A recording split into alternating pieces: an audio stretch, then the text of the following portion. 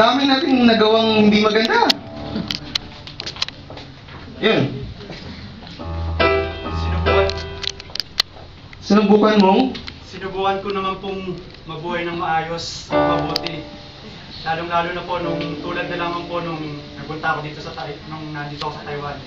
Na talagang madalas na sa ulan pa lang nauubos na yung sweldo ko, pero talagang sinusubukan kong makapagbigay para sa pamilya ko.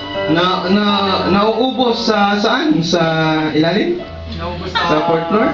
Sa aming taong Okay lang yun. Nakikita ko naman dito na may mga kakaunting bagay kang ginawa tulad ng nag-abot ka ng 10 NT sa pulubi. Tinulungan mo yung mama na makatawid sa lansangan. Pero tingnan natin. Kindly step on the scale. Tingnan nga natin. Ay. Sorry po, pero hindi kinaya eh. Next. Yan ba yung mic na sa doon? Diba? Maraming nagawang mga kabutihan. Aminado po ako, marami rin ako nagawang kasalanan. Pero nakikita niyo dyan, may ginawa akong kabutihan, di ba? Oh, parang defensive ka agad, ano? Pero wag kang mag-alala, titignan natin yan, ha? Naalala ko yan. Nung college ako yan. Gumawa ko ng kodi ko. Oo. Pero hindi ko yung ginamit. Kasi may nakita akong basura sa gilid ko. Tinapon ko yun, di ba? Oo, nakita namin yun. Pero nakita rin namin na dumungaw ka. Katabi mo. Tinapon ko yan. Parang ganun pa rin yun. Hindi, tinapon ko yun. Hinapon mo nga, pero nangobya ka pa rin. Hindi pa rin pwede, ano? Pasensya na po. Step on the scale. Hayaan mo po muna. Tingnan natin kung papasa siya o hindi. Oy! Tinapon ko yun ah. Tinapon mo nga, ngobya ka naman.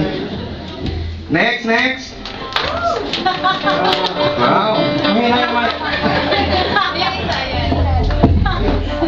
Yan. Mayroon po. Boss, Puti. pakitingin.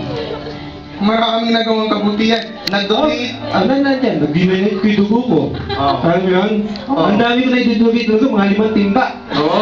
Pati yung kaniri ko, pinaputol ko, dinonate ko. Yung buko, dinonate ko rin sa mahirap. Sa mga nakakalbo. Tapos marami ko kaya mga dinonate ko sa nasalanta ng bagyo. Alam mo yun? Yung mga walang sirang bahay, pinatayo ko. Yung mga pulubi, walang damit, binigyan ko ako, Levi's pa. Ayun, tingnan yun. Yung dugo, hindi yun tinanggap kasi cholesterol daw marami. Hindi, nalilinis naman, pinalinis ko yun. Walang problema yun.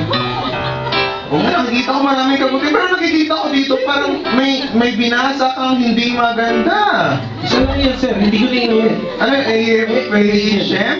Hindi ko na po inulit yun. Ay, nako. Tinignan ko lang.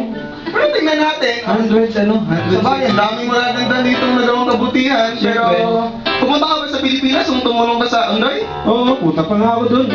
Halata nga. Step on the scale, please. Tingnan natin kung papasa tayo o hindi. Sigurado. Abot hanggang Verdi sa dulo. Sige nga, tingnan natin. Teka, huwag ganun. May daya. Anong may daya? May daya Pasensya na. din ako. Alam ko na marami ka pang gustong gawin, pero pasensya na, patay ka ng buhay. Grabe naman. May daya. Wala ka magagawa. Next, please.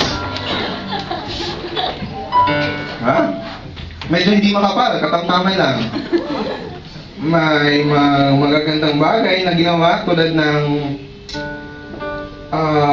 tumulong ka sa kapatid mo na maglinis ng bahay. Hindi ka tumawa nung nadapa yung kaklase mo. Okay yun? Hindi lang yan. Ano pa? Marami pa. Ano pa nga? Oh, pastor ang lolo ko.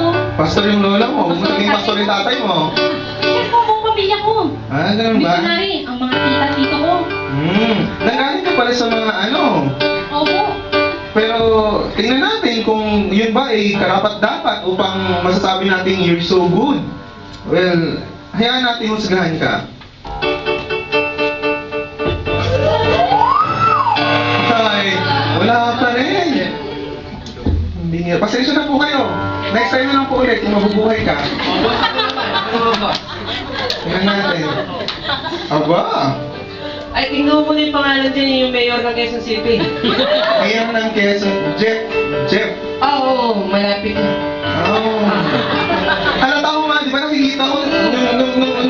saglit lang.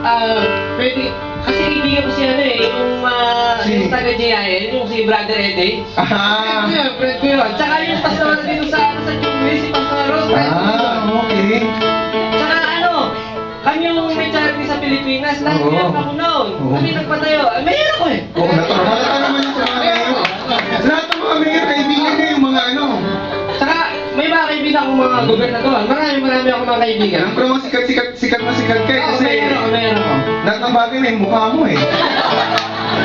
Nasikat ba yun? Ultimo NFA Rice, may mukha mo. Tingnan natin yun. Well, tingnan natin kung pagiging mayor mo ay tapat na. Ay, kakaya. Kung kaibigan mo talaga si Eddie, si Brother Eddie, ano natin? Oh, maraming corruption, halata naman eh. Tingnan natin. Ay, hindi pa rin. Next time, tanggalin mo yung ano, yung mukha mo sa ano. Next, ay, nag-iisa. Abay, napakadali ng trabaho ito para sa akin. Ay, uy, hindi ko pa alam nakasama ka na. Pero tingnan natin, ano. Well, sige po, step on the scale. Oops, teka lang po. Hindi po ikaw, siya po. Tingnan nga natin.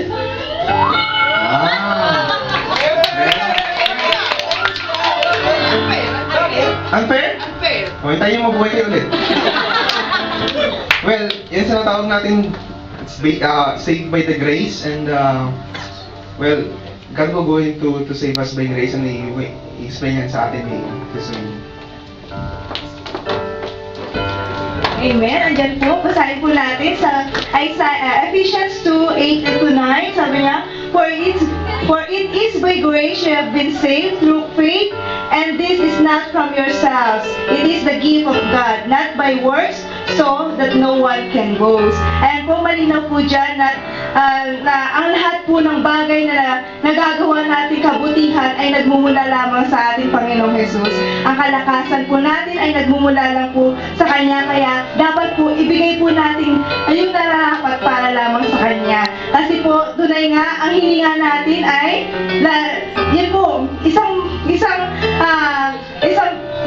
katibayan po na bakit po tayo narito, because we have life, we have breath to breathe. That's why, ano po yung mga oras po natin, wag po natin sayangin sa walang kwentang mga bagay, because let's give glory to God, let's offer everything to God. Ayan po, malinaw po yung mga kanilang mga ginawa. Kaya po, lahat po ng gawin natin, let's offer to our Lord Jesus Christ. Amen po. Ayan po, glory to God. Palakpakan po natin mga idol, napakagaling. Salamat sa buhay nila. Amen. Ayan po, lahat po tayo tumayo at bago po